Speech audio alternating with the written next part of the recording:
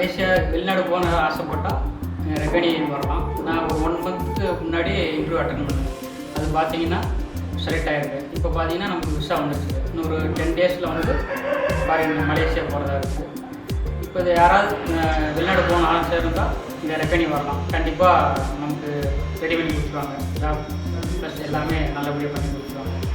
இதை எனக்கு ரெடி பண்ணி கொடுத்ததுக்காக பிரதீப் குமார் சார், செல்வம் சார், சங்கர் சார் மற்றும் இங்கே ஒர்க் பண்ணுற எல்லாத்துக்கும் தேங்க்யூ, நன்றி.